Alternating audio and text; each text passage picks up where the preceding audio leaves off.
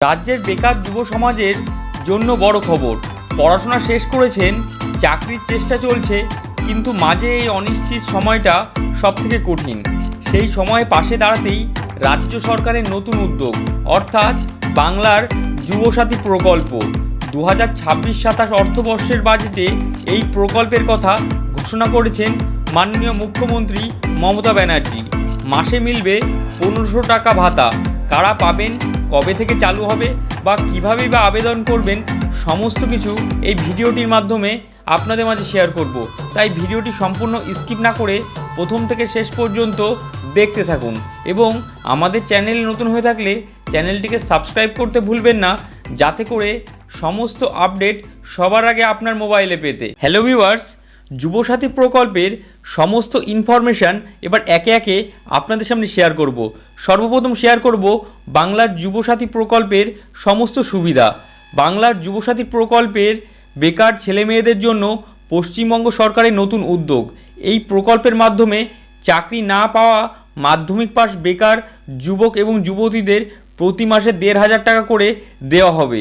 আগামী 15ই আগস্ট 2026 থেকে এই প্রকল্পের টাকা দেওয়ার কাজ শুরু হবে। যদিও অনেক আপডেটে উঠে আসছে 1 এপ্রিল থেকেই টাকা ঢুকবে বেকার যুবক এবং যুবতীদের প্রতি মাসে যুবসাথী প্রকল্পের 1500 টাকা, এবং এখনও কোনো সেই নিয়ে কোনো আপডেট নেই। আপডেট আসলে সর্বপ্রথম আপনাদের শেয়ার করা হবে। প্রথমেই দেখুন, তার পরবর্তীতে আছে যুবসাথী প্রকল্পের কারা আবেদন করতে পারবেন। এবার অনেকের মনেই প্রশ্ন থাকছে যে এই প্রকল্পের আবেদন করার জন্য কী কী ক্রাইটেরিয়া হওয়া লাগবে। প্রথমেই দেখুন, এখানে 21 থেকে 40 বছর বয়সী রাজ্যের বেকার এবং যুবক যুবতীরা এই সুবিধার জন্য আবেদন করতে পারবেন। এর জন্য ন্যূনতম শিক্ষাগত যোগ্যতা কি হতে হবে? মাধ্যমিক পাস।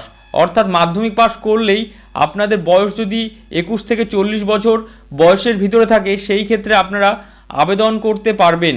এবং সরকারি প্রকল্পের আর্থিক সুবিধা, যেমন বিভিন্ন প্রকল্প আছে যেগুলি যুবশ্রী প্রকল্প, লক্ষ্মীর ভাণ্ডার, কৃষক বন্ধু ইত্যাদিতে টাকা পেয়েছেন, তবে এই প্রকল্পের টাকা আর পাবেন না আপনারা। যদি কোনো সরকারি প্রকল্প বা ভাতার সুবিধা আপনারা পেয়ে থাকেন, সেই ক্ষেত্রে আপনাদের এই প্রকল্পের টাকা আপনাদের অ্যাকাউন্টে ঢুকবে না। অর্থাৎ যদি সবুজ সাথী বিভিন্ন ধরনের, এখানে দেখুন, এখানে বলা আছে যে যুবশ্রী প্রকল্প, লক্ষ্মীর ভাণ্ডার, কৃষক বন্ধু এই ধরনের প্রকল্পের টাকা যদি আপনারা পেয়ে যান, তাহলে সেই ক্ষেত্রে আপনাদের যুবসাথীর প্রকল্পের টাকা নতুন করে আর ঢুকবে না আপনাদের ব্যাংকের অ্যাকাউন্টে।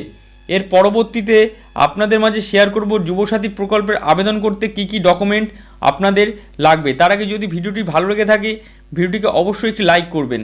প্রথমে দেখুন, এখানে লেখা আছে যে যুবসাথী প্রকল্পের আবেদনের জন্য যে প্রয়োজনীয় নথিপত্র বা কী কী ডকুমেন্ট লাগবে, সেই ডকুমেন্টের লিস্ট একে একে আপনাদের সামনে শেয়ার করব।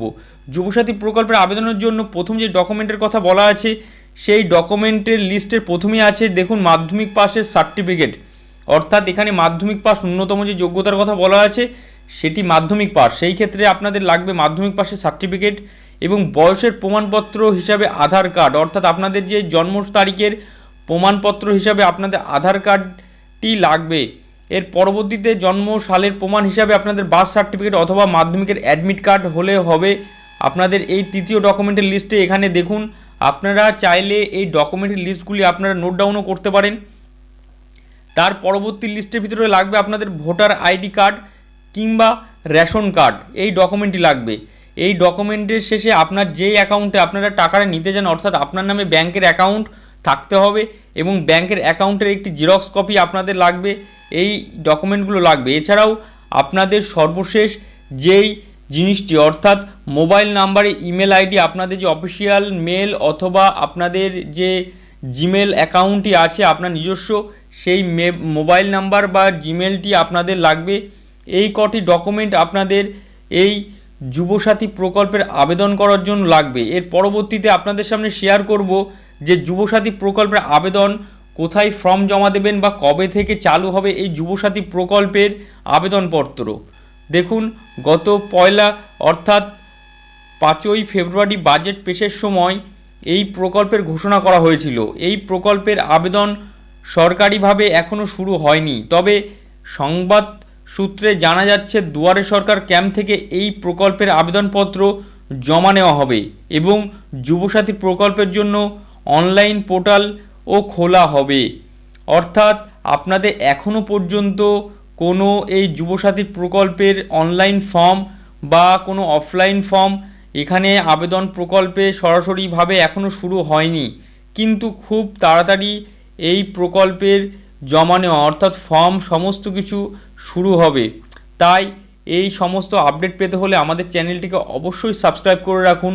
পরবর্তী যুবসাথী প্রকল্পের ফর্ম সহ বিভিন্ন আপডেট সবার আগে আপনার মোবাইলে পেতে, যাতে করে আপনারা খুব তাড়াতাড়ি এই যুবসাথী প্রকল্পের আওতায় নথিভুক্ত করতে পারেন আপনাদের নাম।